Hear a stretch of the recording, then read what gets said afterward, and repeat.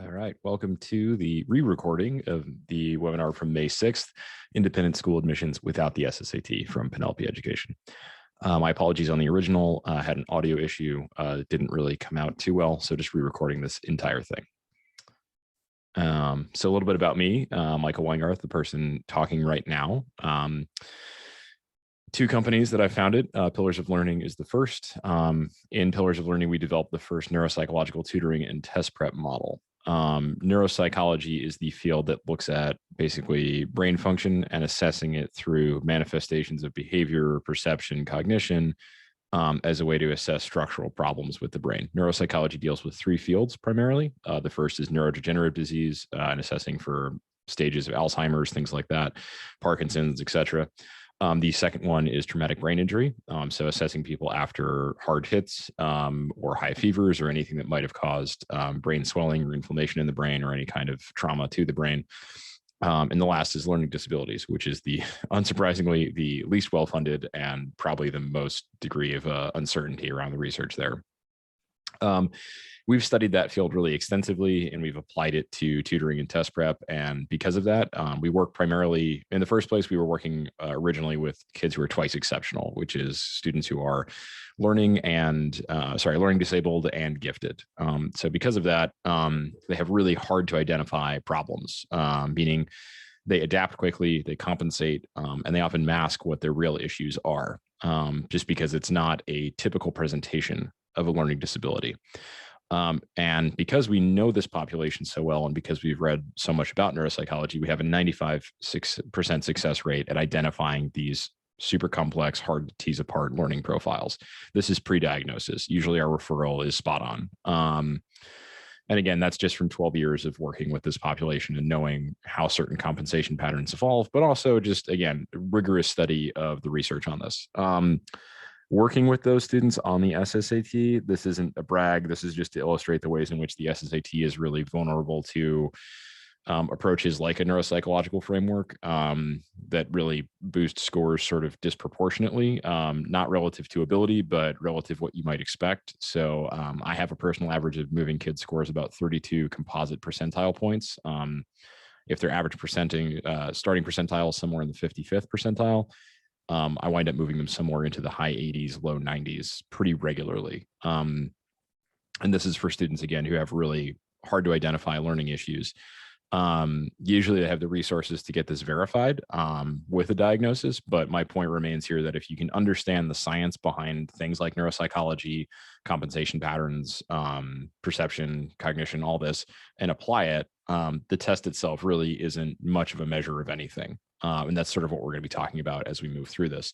So as we move through it, we've got three main sections. The first is looking at the information the SSAT gives you. The real question is this information valid from a brain-based perspective?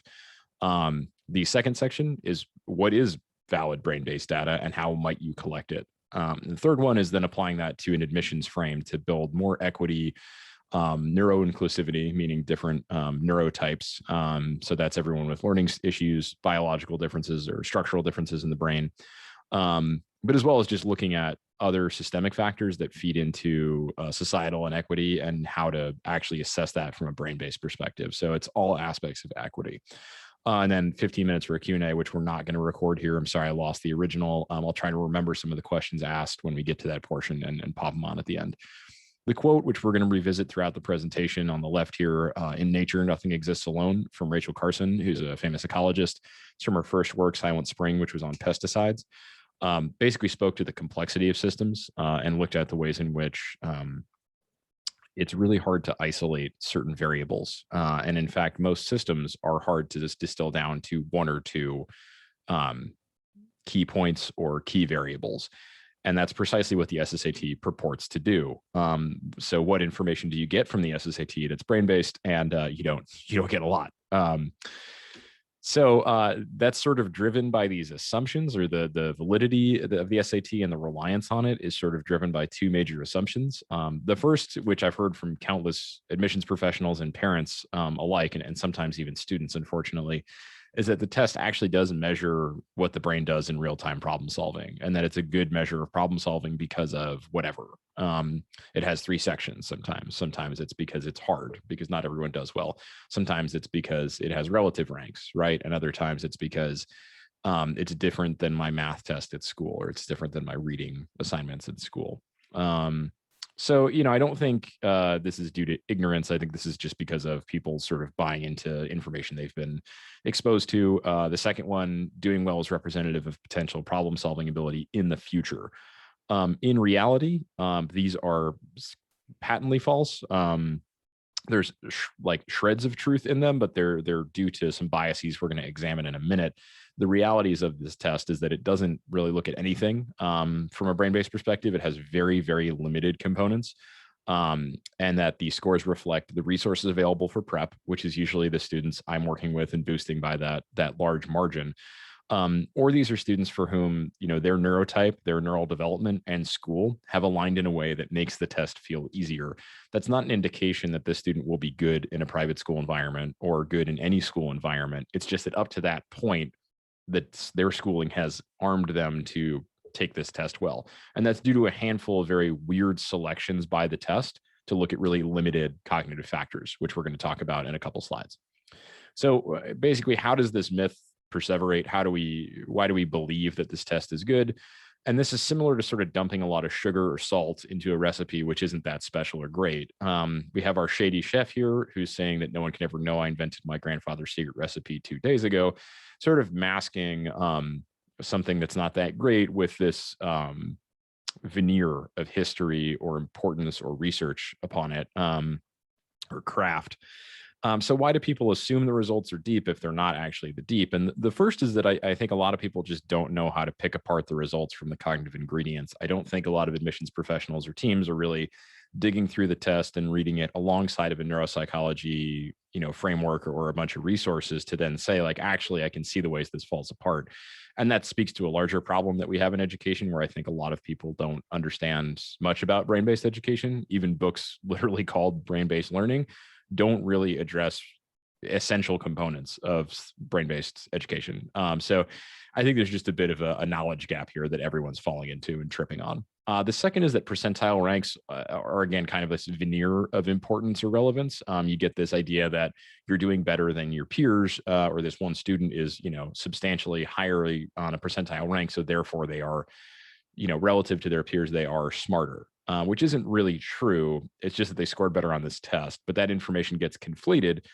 And this is sort of where bias kicks in. Availability and confirmation bias sort of smash that relative measure together with that knowledge gap, so that it seems like it's important just because we don't understand. But in reality, if you pick it apart, you're going to see there's some very serious gaps. But to do that, we need to understand how bias works and informs these assumptions in the first place.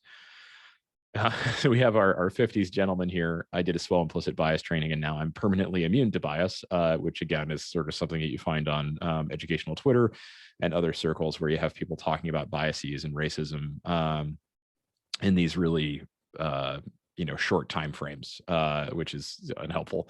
So for our purposes, we want to look at brain-based biases of confirmation and availability. Confirmation bias is finding something you believe to be true. The example I gave in the presentation the first time was that if you think all people who drive minivans are safe, you're going to notice that conclusion being verified. You are not necessarily going to pay attention to minivans driving erratically, in hectic ways or making bad choices on the roads. You're going to look for the information you find to be true. There's many studies that have looked at confirmation bias and said it's one of the most hard to budge. So it's a really firmly implanted bias. Now, before I move on to availability, I just want to state that biases exist for a biological reason. They are energy-saving mechanisms that the brain uses to not have to take in a large amount of information. So we don't have biases because we're all silly or bad decision makers. We are bad decision makers because brains inherently want to save energy by not expending energy unnecessarily. It's an evolutionary mechanism that we have. So availability bias is a very convenient energy-saving mechanism. What happens is that if you don't know something and you're facing uncertainty and you're trying to verify what it is or where it comes from, your brain presents you with the information that is most readily available. So the example I commonly give for this is, let's say that you don't know, what a good math student is, right? You have a hard way of figuring out what makes a good math student. And so the things that you know about math is that usually it's kids with glasses, and kids that are not terribly athletic looking. If you just talk to a general person about their stereotype of a person who is good at math, it's sort of like that math nerd look. Any of us who've been in education long enough know that's obviously false. But the brain will pull that image just because it's available. Medically, the example I gave in the presentation, stents are used all the time for cardiovascular problems. But stents are actually not a terribly useful tool. There are often complications with implanting a stent, and a lot of complications that arise from the surgery itself. So stents fail. They cause other problems, and they're put in to fix problems with arteries being clogged or cardiovascular problems around artery blockages. But this was such a pervasive problem that many doctors couldn't shake that a bunch of very concerned doctors and med students founded an organization to examine medical bias and present information on this, just because they found doctors were incredibly prone to availability bias. So it's not just education that hits these. The way this works from an admissions perspective, like let's say you encounter some new information that you think is really relevant for your school. And let's say your development office and your head of school also think this is cool new information. We're going to start with the gray information. Sort of over here, the 30% of all entrepreneurs have some kind of learning difference, which is true. But let's say you find that and you're going to make a determined push to recruit more entrepreneurs or future entrepreneurs or the kids with the potential to become entrepreneurs. You're going to then run this information, or your brain will rather, you might not, but your brain will definitely immediately verify this information, cross-reference it with the information you believe to be true. And let's say your school has done a particular study that says the high quant scores in the SSAT predict success. You're now then immediately associating, success with your school at high quant scores and looking at any entrepreneur or future entrepreneur with this frame. After that, you're going to pull available information to fill in the gaps around how this relates back to entrepreneurs, which is that most entrepreneurs are working at startups. They're working in tech. They have to do some level of coding or some degree of technical computer-based proficiency. And coding is hard in the sense of quantitative skills, right? And it's mathy. So they have to do with math. So therefore, you might re-arrive at the new information with the conclusion that when you look for future entrepreneurs, these are students who are going to be good at math. In reality, if you have a learning difference, especially if you have a reading-based one, there's an incredibly high comorbidity with a math-based disability or a math-based neurobiological difference. So it's something like 75 to 80% of students with dyslexia also have some degree of dyscalculia or math-based learning disability. This is an insidious way that biased feedback loops can create an impression that is completely false, or isn't verifiable, but your brain has decided it's real just because it's run new information to save energy through confirmation bias and availability bias. And this really points to the major disconnect with the test, right? The test is available. It's something that's providing available information for us. We have a lot of conclusions we've already drawn about it. And without understanding it fully, you sort of have this major disconnect between the factors that contribute to a not good score and the reality of the ways in which students often don't have any control over this, and also the ways in which a good score doesn't necessarily dictate outcome. So the factors on the left, these are all factors which contribute to a bad test score.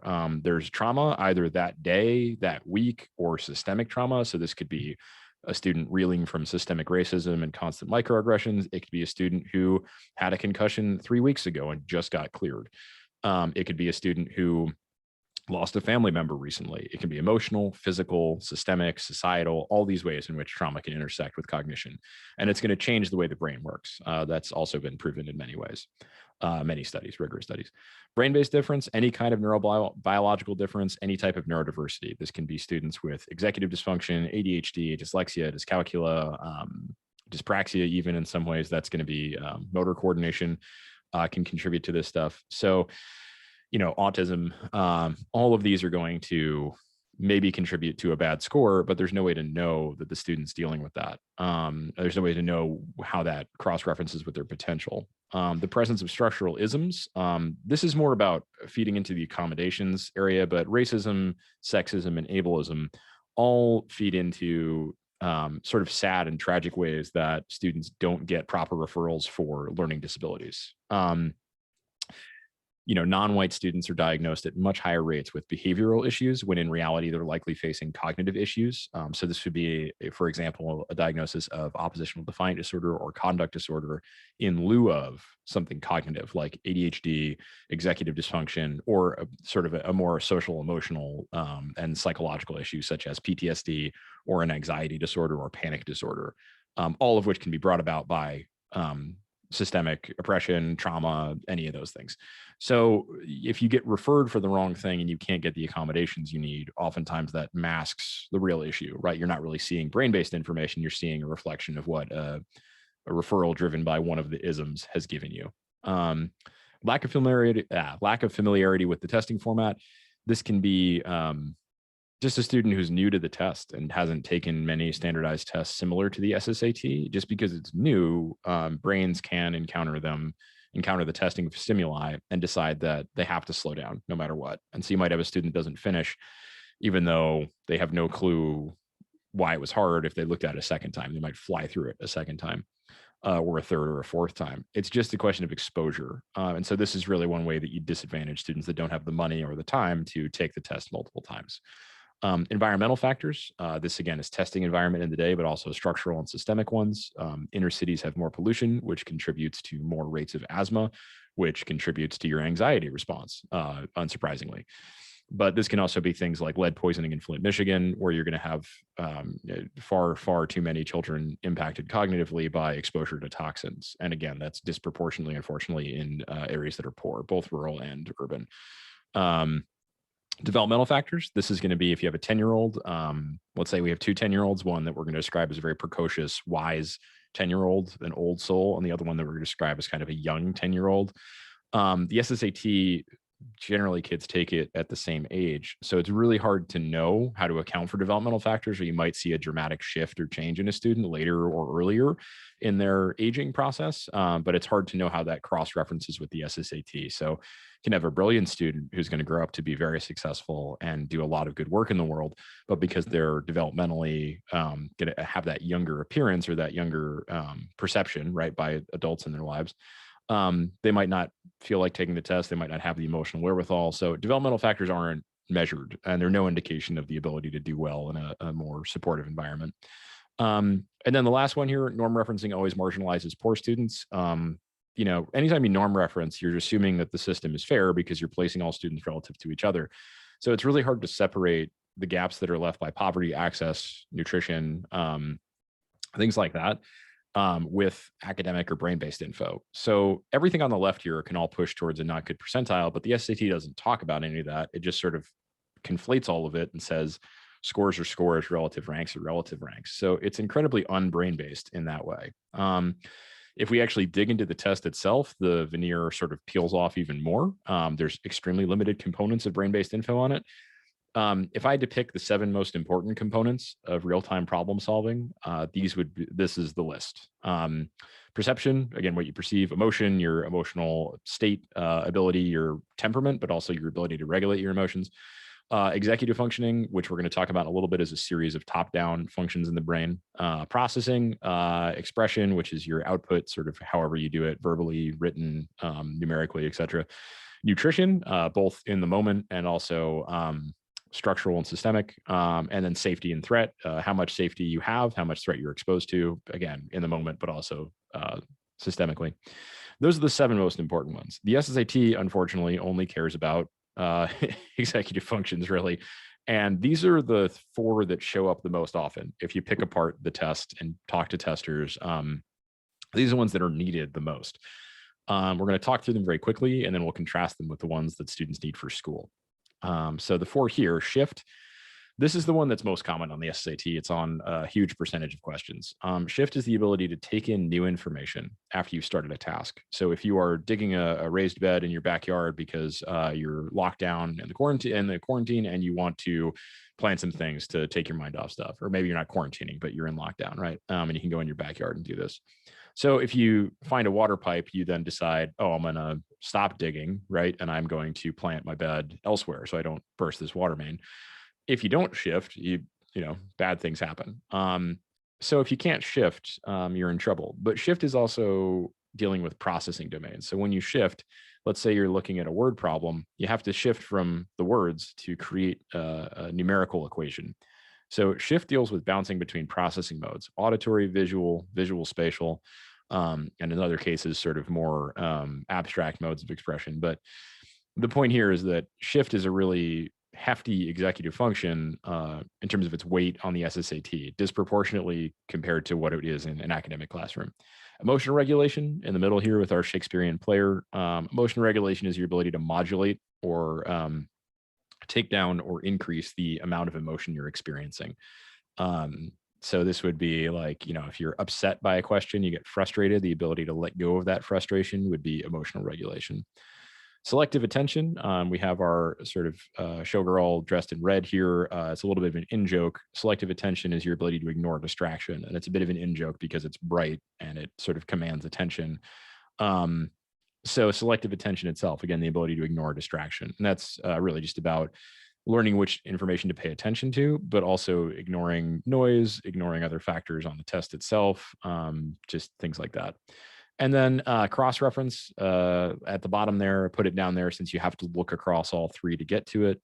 So cross-referencing is your ability to hold something while you look at something else. If you can't do that, the test is incredibly difficult. So if we contrast this with what everyone needs to see in a classroom environment and what actually sort of the students I work with, what prepares them to do well in school, this is sort of an essential list of the atomic executive functions, the most atomized constituent parts of executive functioning. Emotional regulation, we've already talked about. Attentional regulation is pretty much the same thing, your ability to modulate your attention, bring it up, bring it down. Selective attention is your ability to ignore distraction. Sequential order is the ability to put things in an absolute order or structure, like counting, 1 through 5, counting by evens. That's a sequential order issue. Inhibit would be stopping. So that's both tasks, like I have to stop this problem because I'm running out of time, as also your emotions, right? Like I need to stop being upset now, or I have to stop feeling upset about this problem if I want to focus for the next task. So that's a way that inhibit might interact with emotional regulation. Initiate is starting, just the ability to get started on something. And oftentimes that intersects with prioritize, which we're going to get down to the bottom. But initiate is just the ability to start. So this would be like, I need to do my homework. I need to start this test. I need to start this problem. Segmenting is about breaking things apart. So looking at a polynomial and being able to pull apart the constant, the variable, an exponent if it has it. Looking at an equation, the ability to recognize the two sides. Looking at a large block of text, the ability to figure out what's the first sentence, what's the last sentence, the ability to look at a passage and say these are the different paragraphs. Shifting, we've already talked about, but that's the ability to move between tasks after new information has been given, or to modulate the task you're on, and also to move between processing domains. And again, the most common ones are going to be between auditory, visual, or visual spatial processing. Prioritize and relative ranking. Prioritizing is sort of the abstract name of this. That would be like if you had you had 2 tasks and you had to figure out what to do first, or if you have a massive list where there's too many to count, you just got to figure out what you need to do first. Relative ranking is putting things in order of importance, or ranking a system. So prioritize would just be like you're not sure how many items you have, and relative ranking would be once you do. But they sort of operate on the same mechanism, which is just figuring out what you should do, what's the most important. This can be in terms of, for you, what's the most important thing I should do on my homework first? Or, if a teacher asks you to find the 2 most important facts in a passage. Structure and shape and synthesize both go in the opposite direction of segment. Segment is looking at a group of stimuli or a complex stimuli and breaking it apart. Structure and shape is about sort of doing that tangibly. So looking at a series of Lego blocks and figuring out what you want to build if you don't have an instruction set. Looking at a marble set piece and figuring out how you want to put it together, to use an example of my 5-year-old who's constantly doing that. But also for a student doing makerspace activities, you can see very quickly that structuring and shaping is a huge component of this. This can also be in math class, looking at a series of factors and figuring out multiples, things like that. And that's more tangible usually, or more concrete. Synthesize is more abstract, or intangible. Usually this is in English class. Drawing an inference, for instance, is an act of synthesis, right? You are going to look across a series of pieces of information or stimuli and pull out a conclusion or an inference from that piece. So this can be done in math too, right? Like look across an equation and figure out what you can factor out, or what you can divide by, or what you can, how you can simplify it. All of those are acts of synthesis. And again, more abstract than structure and shaping. If you plop these together, you can get to higher order reasoning or higher order cognition. And this is really where I think my work differentiates itself from most people who deal with brain-based learning and cognition. Most cognition scientists will tell you that higher order cognition and higher order problem solving is a kind of black box that you really have no access to. My inroad there for a lot of students who have executive dysfunction, who have processing issues, is to stack executive functions after students have been aware of them, and basically train them to use them as a process, an explicit process which they can rely on. It doesn't work as fast as you would for a student that wouldn't have these problems, but it's really helpful because it actually builds functionality where there is none. And that's sort of why we're talking so much about executive functioning, is that unlike other components on that list of 7 things, executive functioning is something you can teach, you can model, and then students can eventually internalize. It may never be as fast as what they do by default, but you're building functionality where there was none, which is not something you can say about processing. Processing is very, very, very difficult to retrain compared to the time that you take to retrain executive function or to build new executive functionality. So these are examples of just ways that you can combine those atoms to create molecules. The one I think that's most important for us to look at is really this plan piece and analyze, which are 2 things that I think most independent schools sort of say are essential. But analyze, just looking at shifting, segmenting, prioritizing, and synthesizing. If you can find which order of those steps work for a student, most students can do it. Oftentimes the problem is that because it's complex and one of those is really hard, there's no way for them to get to the end result. And we don't teach executive functioning. We don't focus on it developmentally after 1st grade. We sort of spend a lot of time doing it in preschool and kindergarten, where we're talking a lot about how we're feeling, regulating our emotions, thinking about things, planning more explicitly. And then for some reason, once we hit 1st and 2nd grade, there's an assumption that students can sit in desks for 8 hours with no real issues, which isn't, I don't think that's a terribly healthy model, but that's where we are. So for your purposes, knowing this, that you can build executive functioning is really relevant. Also knowing that when you look at the higher order executive functions, those atoms, you're going to see them way more richly, and there's a much richer data source with way deeper examples of them in the classroom than on the SSAT. We're going to ignore this processing domain column for now, which is the 3rd column, over here, but we're going to focus more on just class compared with what's on the SSAT. So reading very quickly, you've got prioritizing, synthesizing, cross-referencing, and then you've got on the SAT really light cross-referencing and synthesizing. Light in the sense of it's shallow. It's not terribly deep. A good reader wouldn't necessarily get these questions right because you have to compare between 4 very similar and overly wordy written answer choices, which isn't usually an indication of your reading ability or your analytical capability. It's more an indication of your ability to read very literally. So in an odd way, the SSAT reading comprehension section often catches both students that read for fun all the time, who just love reading, and it also boost scores of students who read hyper literally as if they're reading a textbook all the time. So it's a bit of a bizarre disconnect there. Written work and writing is a really important way to look at executive functions in this higher order domain. You get prioritizing, synthesizing, and then there's a new one, which I didn't list on the previous slide, but something called transfer. Transfer is basically, as it sounds, you take information you know and you put it into new or unfamiliar contexts. It's a really important part of being a good student at any kind of environment, but it's what drives a lot of curiosity and what drives students to sort of cross-pollinate ideas and be creative, or it enables creativity, I should say. There's nothing on this on the SAT. There's no timed work that's viable. There's no written work that's viable. It's a timed essay, which is a horrible gauge of any kind of higher order cognition. There's lots of studies on that if you guys want to dig into it, but timed essays in general are pretty worthless. Solving math problems, you get a lot of executive functions in these higher order combos. You get cross-referencing, prioritizing, transfer, and shift. And these are really fluid deep examples of that. The transfer is algorithms you're taking into new contexts or new formatting. Shift, you're bouncing between processing domains and algorithms to make increasingly complex chains of these. You're building this rich branching system off of what you know.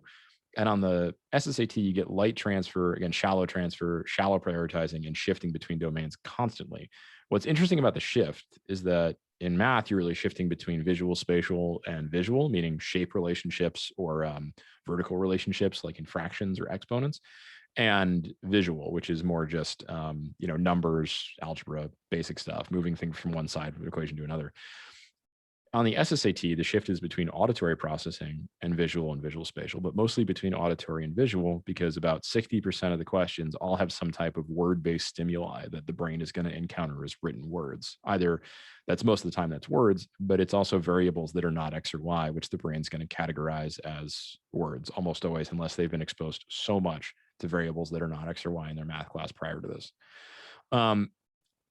If you have any kind of building, coding, makerspace activities, STEM work, a student that just works with their hands, and likes working with their hands, you're going to have transfer there all the time. You're going to have synthesis all the time, and you're going to do a lot of cross-referencing. It's a really rich executive function field to look at for data, and also just examples of how a student is creative or doing things that are cool. And by cool, I mean in terms of these executive function combos. And then on the SAT, you get geometry problems involving shift, usually bouncing between visual and visual spatial, and that's it. So no real depth compared to what you get in the classroom for that. And foreign language, again, is a super rich field of executive functions because it's all transfer and cross-referencing. You're building branches off of your prior understanding of syntax and all the comprehension skills you have and doing it in a new medium. And on the SAT, you get some vocab with Greek or Latin roots, so you don't touch this at all. So again, your classrooms of your applicant schools is going to give you a way richer source of these executive functions. So if we close off the SSAT section, what do we actually get from the SSAT? We get 4 very vague and variable gauges of executive functioning. Again, those 4 of shift, emotional regulation, selective attention, and cross-referencing. And they're variable because each test is going to be different for each student each time, right? Their level of anxiety, the food they had for breakfast, how their morning went, how their week went, right? Do they get seasonally affected, right? All these things are variable, and the SAT doesn't account for any of them. The one thing you're going to get, which I think is actually relatively telling, I think it's a relatively accurate gauge of functional literacy and auditory processing functionality. The issue is that it's really hard to score above the middle, above 50th percentile, if you have a profound auditory processing issue that impacts your literacy. You might be able to score in the 60th, 70th, 80th percentile with some subtypes of dyslexia, which when I tell people is kind of astounding, but it is a really good gauge of functional literacy. Generally, it's really hard to push above the 75th percentile with any subtype of dyslexia. And that also, with auditory processing functionality, it's really hard to score past the 50th percentile most of the time. So it does get you functional literacy, but a lot of schools don't care about functional literacy.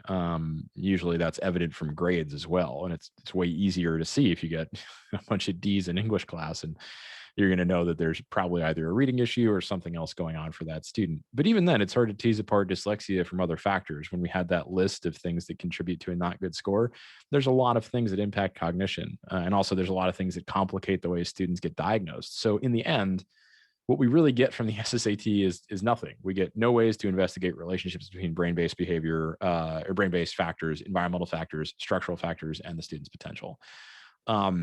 So I just want to close off the SSAT section by saying, I know it's convenient to have the relative ranks, but in reality, they're really shallow and they're not really getting you anything that's worth digging into or using or leaning on.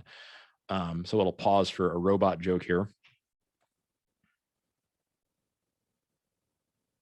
And again, the holistic admissions paradox, right? That it's hard to really find a way to accurately weigh the value of a human. So I'm not advocating that we do that.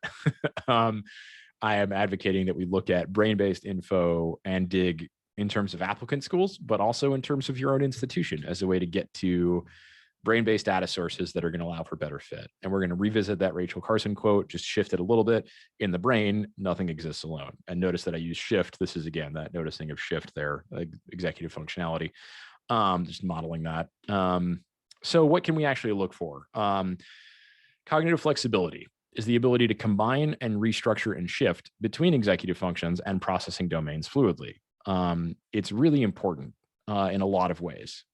So before we talk about specifically why it's important, just how you might have encountered this in applicants, these are the phrases used to describe them: resilient and or persistent, creative, analytical, curious, thoughtful.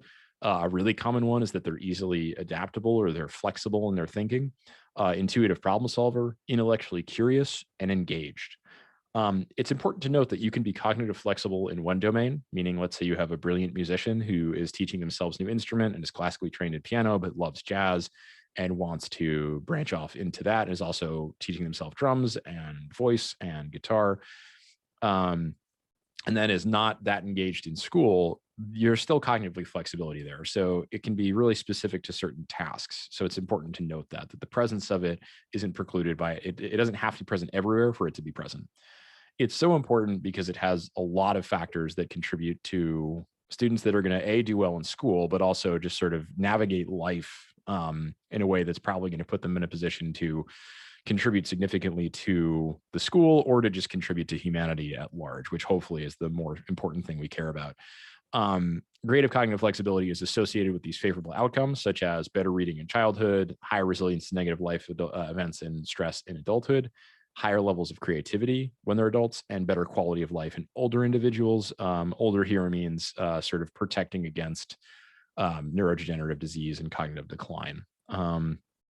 So despite the fact that there's widespread repercussions, the italicized text here that the rigorous examination of this construct has been elusive, it's because it's very difficult to look at because it's not a relative rank, right? It's not something we can quantify. It's something we really have to dig for. And how do we dig for it? We need the context that help build it, that help form it, that help contribute to allowing it to happen. These are relatively intuitive, I think, for most people that have hung out with a lot of children, either your own or in an early childhood education setting. I think this is a lot of what excellent daycare, preschools, kindergartens do. Head Start in particular is one program that leans on a lot of these practices. Confronting uncertainty forces you to restructure and recombine and revisit the executive functionalities you have in order to navigate something new or a new curiosity or something like that. Practice with all the atomic and molecular executive functions in new contexts in ways that are exciting and or engaging. So this is uncertainty, but it doesn't feel uncertain, right? It just might feel like the next step of a puzzle or the next step of a task that you're so excited to do. And the last one here is really important because I think this is where a lot of schools don't take advantage of this. But support of the executive function is not available to any particular student through scaffolding, modeling, and structured practice. And that's, again, why executive functions are so important to learn about, is because there's something that you can actually teach and transfer over to a student through support, which is unique. You know, you can't teach processing speed, but you can teach executive functionality, which in turn would eventually speed up processing speed in some ways, marginally, not massively. But the point is, executive functions are important to know about because there's data that they're trainable. And just to revisit these atomic ones, these are the smallest constituent parts, and they all build towards these these molecular ones. And again, the combination, just the act of putting them together and learning them, is an act that sort of builds towards that larger cognitive flexibility. You have to be able to do it with the atoms to be able to do it to the molecules, to be able to do it to everything else. And it's important to note that some students may be intuitively at a stage of cognitive flexibility based on certain combinations and really need the other ones explicitly modeled. That is very common. So there's not like this degree of smartness where smartness means you're good at everything. It's really about, if you can think of a body analogy, it's very similar to a student might have an incredibly strong set of quadriceps and weaker calves, right? Or vice versa. They're not going to know that until they're working with the trainer who can sort of tease apart how they can balance their strength. But that's similar here with cognitive flexibility. It's based on all those factors that make an individual's neurobiology, the brain structure itself, unique, which is impossible to know. Because of that uniqueness, and because the brain is complex and because nothing exists alone, executive function adapts dynamically and compensates dynamically to achieve functionality. So it's really important anytime you're looking at this to think about where does it function and where does it not, as a way of understanding what support do we need, what's going to drive the student's curiosity, what's going to get them frustrated. So when you're looking for functionality, the context to look for where you're going to see cognitive flexibility flourish or where you're going to see it build, you want to look for high uncertainty with high investment or ample support. Ample support in a way that they can trust and feel safe with is going to allow them to build and model that in a way they don't have. High investment and high uncertainty is going to let them do it on their own. Contrasting that, we want to look at unavailable functionality so we can understand what a student is going to need help with, but also just understand sort of how they're going to deal with situations where they don't have the functionality. How are they going to compensate? How are they going to adapt if they do at all? And it's important not to note that that's negative. That's just data you can use and think about. So when you have unavailable functionality, usually that's going to mean high uncertainty, meaning you're going to have to spend a lot of energy to get through this with low investment. And that's usually like, I hate this math class, I can't do it, or I hate reading this book, I don't want to do it.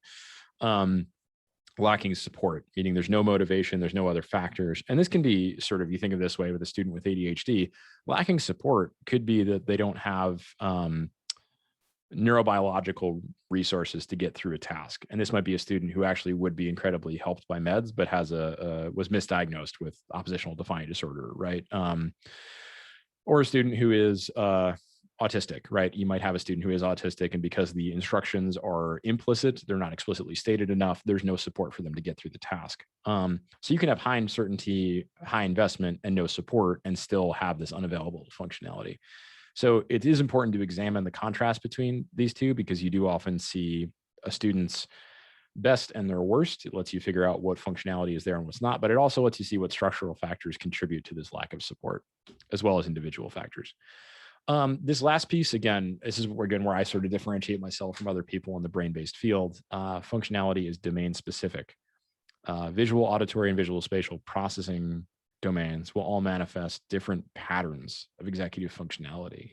So again, that analogy, the musician who doesn't like math class very much, or the math genius who loves reading but really does not excel at art, or the student who loves books and really can't deal with science. These are all going to be issues of functionality. Usually it's not as broad as that. Usually there's more specific tasks within those classes that contribute to the student not liking it. But if you think of it this way, functionality is also an indication of energy expenditure. The more functionality you have, the lower the overall energy taxation. The higher energy expenditure, the more emotional response kicks in, because the brain doesn't want you expending energy if it's not helping you. All brains are energy saving mechanisms, as we talked about with bias, and that sort of revisits here that a lot of functionality builds where it's most convenient and most energy efficient to build. So when we think about processing domains and things being domain specific, it's important to look at in the classroom for reading, right? We're mostly in the auditory processing domain. So we're just revisiting that list of higher order cognition or executive functions that are in here, those molecular ones. In reading, we're mostly auditory with a little bit of visual. Writing and written work, we're usually in auditory with visual, mostly with this written or spoken expression domain also, which is another domain we haven't really talked about since it's not that terribly relevant for what we're doing. Solving math problems, mostly visual with visual spatial. Building and coding and makerspace stuff for visual spatial. Foreign language, we're auditory. What's interesting about this is that the two align for the SSAT, but the difference in executive functioning is such a steep drop off that it's not really relevant. There's no real written work for math. Again, it's highly in the auditory processing domain. So it's really not a good measure of how a student might be good in math class or what they could be good with support. There's nothing on the SAT that really gets you visual spatial processing or visual spatial domain efficiency. And then foreign language, there's none. So we don't really visit processing at all, which again, isn't something you can necessarily teach. You really have to attack it through or remediate it through the executive functioning route. And so that leads us here, like now that we know all this, we know that we can build executive functioning. We know cognitive flexibility is important and we can look for it because it has specific contexts that help it build. We know the atomic executive functions, we know the moleculars, right? Or know that we can combine them. And we also know that these are all things that we can sort of frame for students. And if we have the support, we can build it. What do we do with that? And hopefully we can get towards this place of brain-based admissions. So we have another 50s gentleman here proclaiming his reading habits. So this guy, John Jeavons, wrote a book in the 70s about organic farming using these really cool methods. So basically this is for home gardeners, but the point is if you build raised beds in your backyard, you can increase your yield by 400%. 200 is a conservative one if you don't kind of do it not great, but if you do it really seriously, very literally the way he tells you to, it's a 400% increase in yield in terms of calorie per area. And that includes building enough for your own compost, right? So you're not just growing crops, you're growing cover, you're growing compost. It's a fourth or less water use. And the major difference, the major component that enables this dramatic increase is that the beds are 2 feet deep compared to a conventional bed, which is like 10 inches, 11 inches, 8 inches. So it's a lot more digging, right? It's a lot more time and energy and effort and a lot more lower back sprains, right? To get to 2 feet deep. But the point is that the deeper structure yields better growth. And that's really what I want to talk about when we talk about data. I've talked a lot about shallow things or light. And getting to this place of depth enables you to build a more equitable admissions practice that really does allow you all, admissions professionals, to think about this in a way that isn't prescribed before you buy a third-party company. It's your own research, it's proprietary, you can tailor it totally yourself. And if you can get to this place where you have this information, there's massive opportunity that you can leverage to get to real change in the lives of your students, and hopefully also outcomes enough that you can arm them or support them well enough so that they leave your school, they can go out and make an impact in the world. So this impact here is meant just for the impact on your students, but hopefully it carries forward, right? So the idea is on the left, we have the things that your executive functioning, the functionality you guys can build well or support really well. So much so that you know that your graduates usually leave with it intact and functional. And on the right, what's the gap, right? Where are the things that the executive functioning of your applicant schools are not teaching, not supporting, not building? In the middle, where those two intersect, right, is where you have that opportunity, that growth space to really have that deeper bed that allows all these students to flourish. So, how do you get to that? Obviously, is the cool part of this presentation. The first is you have to locate the building blocks, and this is where I'd recommend looking for them in your academics, in the transcripts, in portfolios, right? Whatever we see given to us by the student, and as well as, if we can, visiting these applicant schools and talking to them and department heads and heads of schools and principals, et cetera. Where are the atomic executive functions being built? Is this a school that's doing social emotional learning? Are they doing explicit executive functioning support? If this student has a diagnosis, how's the special ed department in this town? And this is something that's interesting that a lot of independent schools I don't think know, but certain states don't classify dyslexia as an actual learning disability. So particularly when you're looking at applicants who are coming from environments where they don't have a lot of resources, applicants who are lower on the socioeconomic spectrum, thinking about where are they from, what's the policy around learning support, around learning disabilities, what's the actual diagnostic practices, is important to know. So that's a piece for the atomic executive functions there, just basic ability to access school. And then the more complicated pieces, right, those molecular ones, looking at the extracurriculars, at their hobbies, at their home life. What are they doing for fun? What are they doing when they're curious? What's engaging them? Where are we seeing it? And in both of these, you can also see cognitive flexibility, which is why I didn't put it on here. But these are sort of the better spots, in my opinion, of looking for these pieces of executive functionality. A reminder that, again, you want to look for a contrast so you can figure out what functionality is there and what is not there, mainly so you can figure out at the student's worst degree of functionality, what pieces are still working well, what are they leaning on, because that lets you know what they're going to lean on when you have to build something for them. So similar to a trainer watching someone rehab a knee injury, if they notice that the low back is taking on a lot of load every time they're trying to push a heavy crate across a floor, and they're not actually putting very much weight into their glutes, the trainer is going to find a way to teach that activation. And this is the same idea here. You can think about what works well as a way to then move into other parts of functionality that are not currently available. So knowing the contrast enables you to build that when you do your own practices around this stuff. When you're looking for cognitive flexibility, we're going to look on the places on the right to find the kind of data, the places on the left to find the kind of data on the right. So on the left, we have inquiry-driven school projects. Inquiry is going to be like things that the student is curious in. So this would be project-based learning usually. But it's also stuff where student voice is explicitly centered. So that's one of the other key words that's floating around public education reform right now, is student voice and inquiry-driven. Obviously, something a student cares about, you're going to see higher investment. And that's also where they're going to encounter that uncertainty to build that cognitive flexibility piece. Portfolio or project or play-based work, anytime they're sort of seeing longitudinal stuff where you can figure out what's going on for the student over time as they're doing something they care about, you're going to also see that cognitive flexibility because you get an evolution. You get a sense of how they build rather than just transcripts.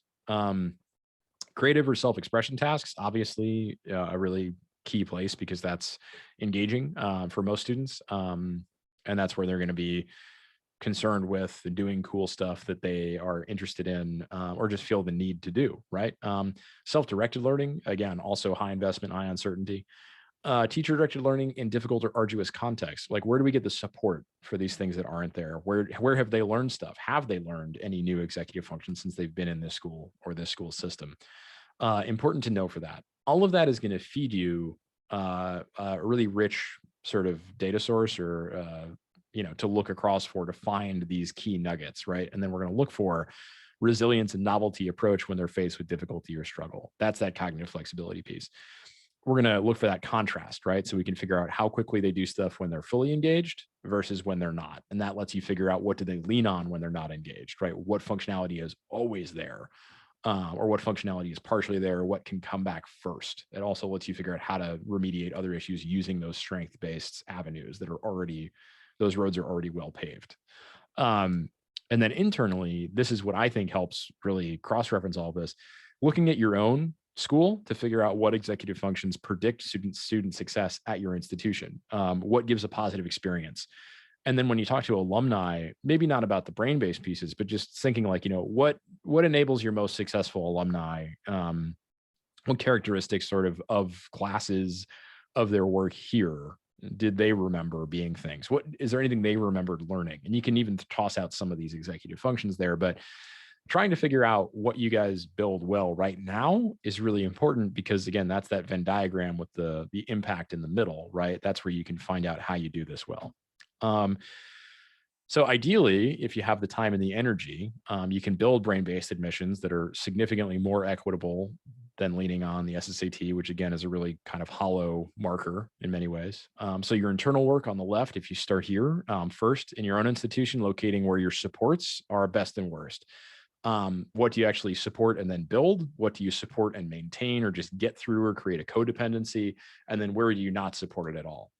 This isn't judgmental. A lot of this is, people don't really know what the executive functions are at a cognitive level. They know about them from emotional regulation or mindfulness, which isn't bad. Those things are essential. Self-awareness is an important executive function, or it's a combo technically. But my point here is just that you need to know this in order to do that digging, right? To create that deeper bed that you can allow things to grow and get that better yield. You need that deeper bed. So you need to know the data before you can do anything. Alumni feedback, teacher feedback, conversations around brain-based difference, around creating a neuro-inclusive environment so that you're moving away from conversations about work ethic or character or social issues, right? And social issues, I mean like blaming a student breaking up with their girlfriend for a bad test, right? Sometimes that happens, but I think oftentimes that's availability bias creeping in. Teachers and parents often blame the nearest cause rather than the root cause. So trying to figure out from your alumni, from your teachers, from your students, where are we sort of always leaning on things about work ethic or character or social issues rather than looking at, more structural factors, brain-based difference, systemic isms, all of those things.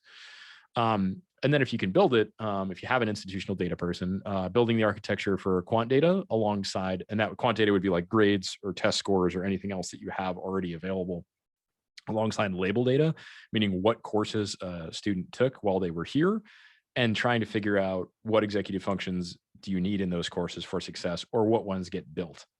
That enables you to then think about like, our A students are always having these things. Our B students are always having these, but not these. And our C students don't have any, but the next year we can see them get built in this course. So it's interesting and often revealing because it shows you sort of what crop of teachers are doing this intuitively, since a lot of teachers don't really have the vocab to talk about this.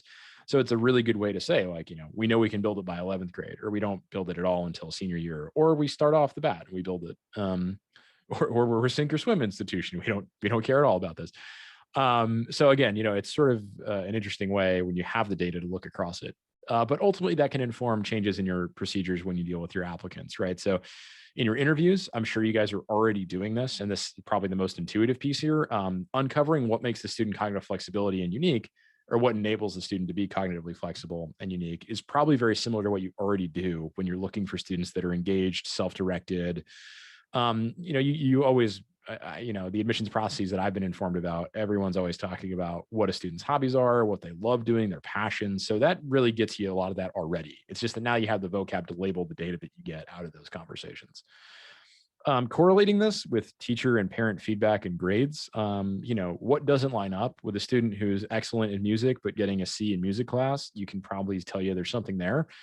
And that's why it's good to correlate with, the teacher and parent feedback. If the parents they don't like this teacher very much, and you can see the difference between not liking a teacher very much is a huge drop off, you know, that's either a student dealing with trauma, with the systemic isms, or with emotional regulation. It could be all three at once. Who knows? But the important thing is now you can actually collect data on this and look for a pattern rather than just assuming that it's what the parent says, right? If not liking a teacher very much gets the student a B plus compared to usually A's, that's going to illustrate a significantly higher degree of emotion regulation. Or it's the parent sort of trying to blow a smokescreen. So again, it lets you sort of make more informed decisions about this once you have the vocabulary to talk about the brain-based components. Lastly, attempting to tease out what executive functions are well practiced. Again, that's that contrast piece, right? That will lets you know at their worst what shows up and what doesn't, or what do they lean on when nothing else is going well. And this is easier to do with a constructed database because then you can cross-reference it across other applicants from that school. What executive functions are in most of those courses, if you can get to that degree of data on that school. And this, again, I'm assuming that you'd probably have to have an established relationship with that institution. But I think most independent schools lean heavily on locality or on geographic areas. So I do think that there's probably an easy way to do a quick couple classroom visits or just some conversations with administrators about pedagogy and curriculum and looking across it for these cognitive factors. And this all lets you towards lets you build towards this goal of brain-based admissions. The first, again, if you're looking at systemic and structural problems, I think looking for learning disability diagnosis is clutch, especially if you're planning on admitting students to your school who might not be able to afford to attend an independent school. Knowing that there's that conflation often with behavioral and cognitive problems for a lot of students in the public school system is essential, especially if they're not white. And it's also particularly sadly present for females more than males, but it mostly is drawn upon that white versus not white line. So it's usually Black and Latinx students that achieve that or have that bias drawn towards them. So knowing that that's there, that you might have a student whose issues are due to neurobiological difference, neurodiversity, either term you can use, that's contributing to their struggle is important to factor in here. And if you can account for that, it lets you sort of dig a little deeper for those particular systems where that student is coming from, as well as a lot of independent schools that say work ethic and character. And again, those social issues that a student encounters are important. Knowing that you have the executive functioning stuff here now and knowing what you know about that diagnostic problem and availability bias, which does plague that same set of practitioners doing these diagnoses, it lets you weigh that metric a little better, or create that metric, I should say. Knowing the data-driven overlaps of your school's executive functioning support and the gaps left by feeder schools, this would be sort of that Venn diagram, revisiting that. So just seeing what you guys can do well, or what you can build, or what you can manage versus what's not there. And then this is sort of the excellence piece. What executive functions can your school definitely and definitively, or what can definitively help build and leave a student with to carry with them for the rest of their lives. Knowing that is essential because that lets you sort of brand yourself as capable of doing that, of making this dramatic impact in a student's life. And I think that's another excellent, it's not just a marketing opportunity, it's a real impact for actual student self-esteem and quality of life for that student if you can do this. Penelope Education, we are a brain-based sort of data consulting firm. So we can pretty much put any of this together that you might require, database builds for brain-based admissions, which is relatively simple. Most of them are in SQL. If you really want one super bare bones, we can do one in a spreadsheet and just run correlation factors on it. Review of internal admissions procedures, school curriculum, applicant school data, and then weighing that across the structural factors, the neuroinclusivity, that's relatively straightforward. Reviewing the internal admissions process overall to get you to brain-based admissions is a little more complex, but something we can do. Learning support, making sure that any support that you guys have is actually fundamentally supporting cognitive flexibility and building towards it. Professional development for people who are learning specialists at your school or have that role, even if they don't have that title. Accommodation report writing, verifying that it's actually going to help the student.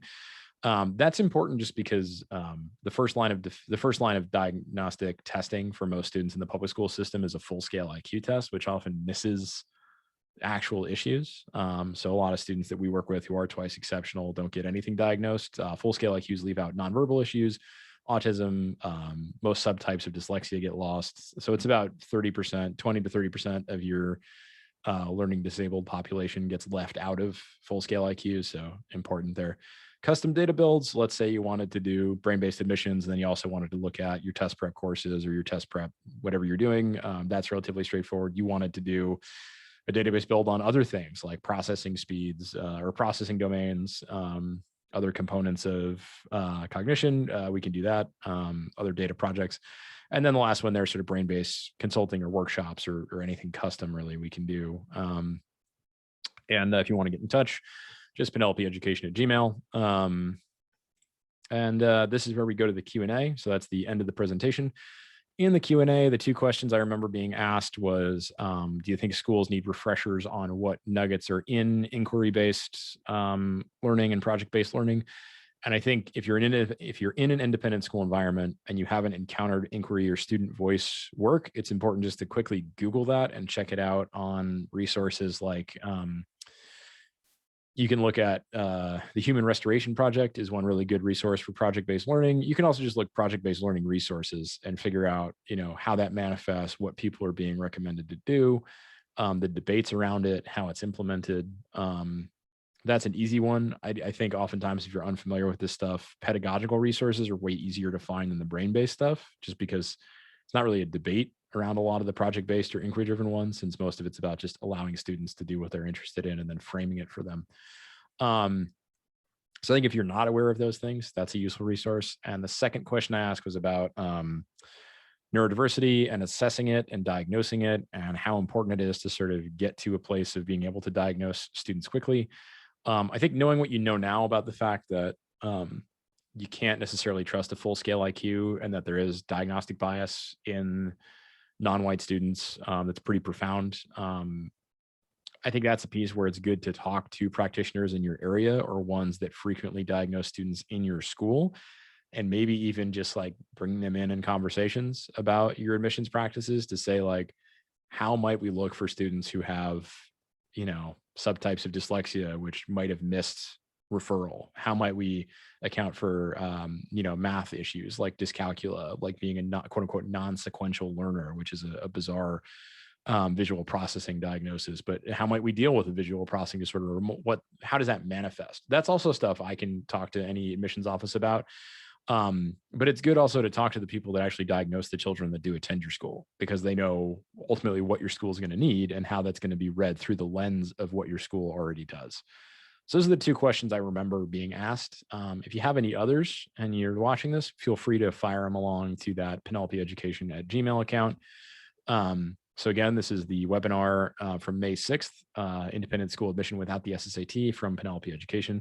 Thank you so much for watching, and I hope everyone has a wonderful rest of their day.